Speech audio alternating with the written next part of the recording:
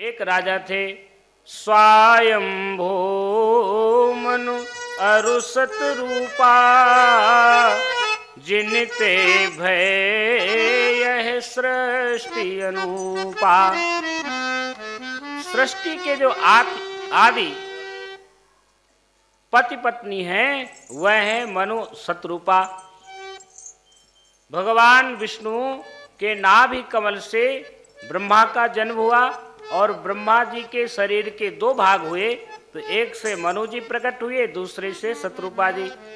दाएं भाग से मनु जी, बाएं भाग से शतरूपा जी प्रकट होती हैं और वही मनु शतरूपा के द्वारा सृष्टि का विस्तार होता है। तो वह मनु और शतरूपा आदि दंपत्ति हैं, उनसे सृष्टि का प्रारंभ होता है और अपने राज्य में बड़े सुखपूर्वक अपनी प्रजा का पालन करते हैं। जैसे पिता अपने पुत्र का ख्याल रखता है, पालन करता है, उसी प्रकार से अपने पुत्रवत प्रजा का पालन करते हुए अनंत काल काफी समय बीत गया, लेकिन चौथापन आ गया। अभी तक राजा के घर में उनका जो परिवार है बड़ा सुंदर है। राजा के दो बेटे हुए, जिसका नाम है, पहले कहते हैं नृप उत्तान पाद सुत जासु, ध्रुव हरि भगते भयउ सुत जासु। नृप उत्तान पाद नाम का जो ज्येष्ठ पुत्र है, छोटे पुत्र का नाम है प्रियव्रत। उत्तान पाद कहते हैं जिसका पद प्रतिष्ठा ऊंची हो, और प्रियव्रत जिसको व्रत ही प्रिय हो, वह दृढ़ प्रतिज्ञ संकल्प वाला। ऐसे दो परम भक्त थे, पितृ भक्त थे। उन दो पुत्र हुए और एक बेटी हुई देवहूति, जिसका कर्दम ऋषि के साथ में विवाह होता है। और वही कर्दम ऋषि के यहाँ भगवान पुत्र के रूप में प्रकट होते हैं। इतना सुंदर परिवार है जिसका, ऐसे सुंदर परिवार में चौथापन बीत गया और अभी तक भगवान के दर्शन नहीं हुए। मनु शतरूपा दोनों के मन में यह विचार हुआ कि क्या हमारा जीवन ऐसे ही निकल जाएगा। होइन विषय विराग भवन बसत भा, चौथापन आ गया। अभी तक भगवान के दर्शन नहीं हुए, क्या करें।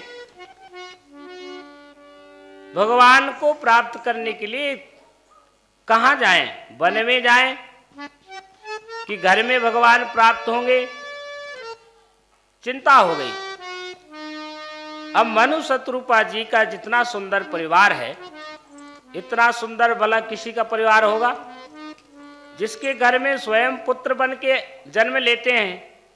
और उनका परिवार देखिए, माता पिता के आशीर्वाद से उनकी जो दोनों बहुएं हैं, दोनों बेटे हैं, इतनी सेवा करते हैं कि कोई कहने की आवश्यकता नहीं। कहते हैं पिताजी आप घर में बैठिए, कोई काम नहीं है, जो भी राज्य की सेवा है वह सब हम कर लेंगे, आप घर में रहिए। और इतना स्नेह, जहां भगवानी पुत्र बन के आए, वहां की भक्ति का, प्रेम का क्या वर्णन कहते हैं। कहते हैं उनके परिवार का वर्णन देखिए, श्रीमद् भागवत में बड़ा अच्छा वर्णन आता है। कहते हैं देवहूति दुहिता दमाद प्रिय करदम जैसे, कपिल से दोहे त्रिसांख्य शास्त्र जो बखाने हैं। दोहित्री कला और अरुंधति अनुसुईया जैसी, श्रद्धा हविर्भो गति ख्याति जग जाने हैं। तो इनके पतिदेव श्री मारीच और वशिष्ठ अत्रि, अंगिरा पुलस्त पुलह परम तत्व छाने हैं। कन्या आकुति और जमाता रुचि प्रजापति, यज्ञ भगवान से दोहित्र घर आने हैं। जो स्वयं यज्ञ भगवान दोहित्र बन के जिनके यहाँ प्रकट हुए हैं, वह मनु शत्रुपा कहते हैं हमारे जीवन में क्या भगवान के दर्शन नहीं होंगे। उनको अपने इस जीवन से ग्लानि हुई कि हमें भगवान का दर्शन नहीं हुआ, चौथापन बीत गया, इस राज्य के मोह से अभी तक छूटे नहीं। तो अपने पुत्रों को बुलाया और पुत्रों से कहते हैं कि अब तुम राज सिंहासन में बैठो, अपना राज्य संभालो, चौथापन आ गया, अब हमें भजन करना चाहिए, हम भजन करने जा रहे हैं। पुत्रों ने कहा कि पिताजी आप मत जाइए, यहीं रहिए, यहीं रह करके भजन करिए। तो पिता ने कितना सुंदर उत्तर दिया। पिता कहते हैं देखो भजन तो घर में भी हो सकता है, क्या घर में भजन नहीं हो सकता? तो कहते हैं घर में भजन तो हो सकता है, लेकिन जो माया का जो मोह है ये इससे छूट नहीं सकते। अब श्रीमद् भागवत में कथा आती है अजामिल की। अजामिल कितना बड़ा विद्वान ब्राह्मण था, लेकिन कुसंग में पड़ गया। वैश्य के संग करने से वह ब्राह्मण भी चोर बन गया। यह है संग का प्रभाव। तो मनु शत्रुपा जी कहते हैं कि देखो बेटा ऐसा नहीं करना चाहिए, भजन तो घर में हो सकता है, लेकिन भजन की एक भूमि होनी चाहिए, एक ऐसा स्थान होना चाहिए जहां भजन करने का मन हो। अपने आप जैसे भगवान के प्रांगण में आकर के भजन करेंगे तो उसका लाख गुना फल है और भजन करने में मन भी लगेगा।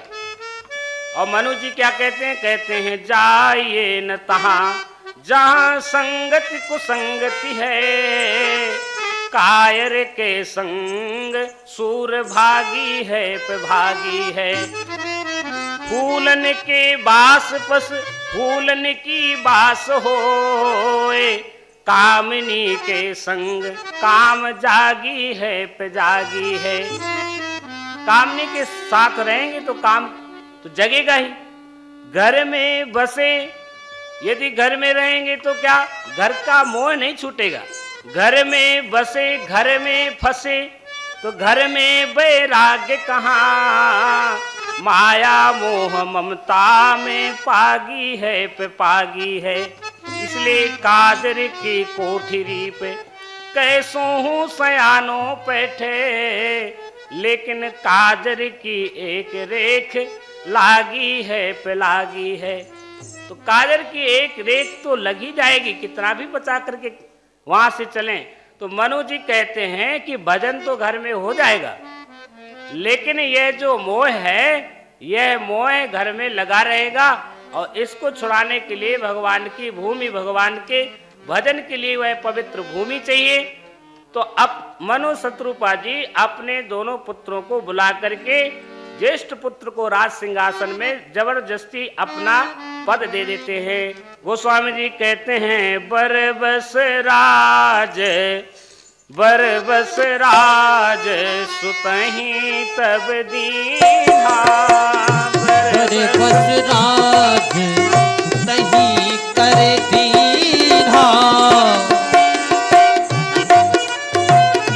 बरबस राज सुतहि कर दीन्हा, बरबस राज सुतहि तब दीन्हा। बरबस राज सुतहि तब दीन्हा, नारी समेत गबन बन कीन्हा। नारी समेत गवनो बन कीन्हा।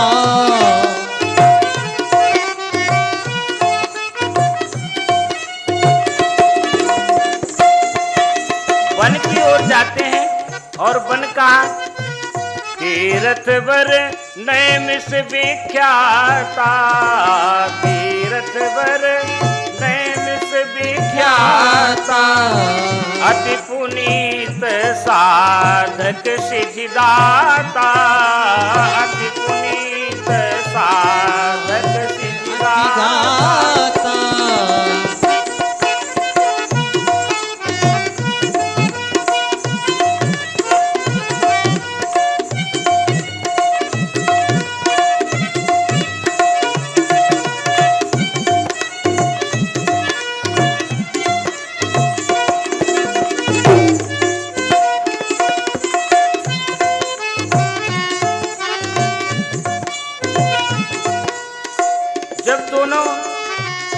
भानु शत्रुपा जी ने बेटे को राज्य दे करके बरबस राज सुतहि तब दीन्हा, नारी समेत गवन बन कीन्हा, वन को जाने लगे।